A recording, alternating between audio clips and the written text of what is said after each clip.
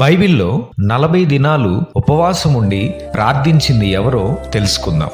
మొదటిగా ప్రభువైన యేసుక్రీస్తు తన బహిరంగ పరిచర్యను ప్రారంభించే ముందు 40 రోజులు అరణ్యంలో ఉపవాసం ఉండి ప్రార్థించారు. ఈ సందర్భం మత్తయి సువార్త 4వ అధ్యాయం మొదటి 2 వచనాల్లో, అలాగే లూకా సువార్త 4వ అధ్యాయం మొదటి 2 వచనాల్లో ఉంటుంది. రెండవదిగా మోషే దేవునితో మాట్లాడడానికి సీనాయి పర్వతం పైకి వెళ్ళినప్పుడు 40 రోజులు ఉపవాసం ఉండి దేవునితో గడుపుతాడు. ఆ సమయంలో మోషే దేవుని నుండి 10 ఆజ్ఞలను స్వీకరిస్తాడు.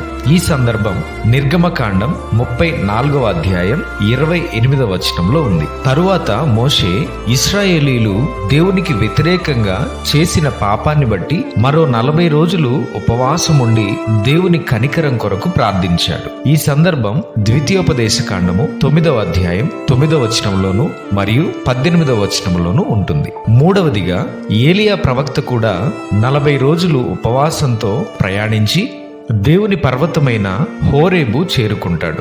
40 రోజులు నిరంతర ప్రార్థన కాకపోయినా ఇది ఒక ఆధ్యాత్మిక పునరుద్ధరణకు మరియు దేవునిని కలుసుకోవటం కోసం చేసిన ప్రయాణం. ఈ సందర్భం మొదటి రాజుల గ్రంథం 19వ అధ్యాయం 8వ వచనంలో ఉంటుంది. Download ShareChat.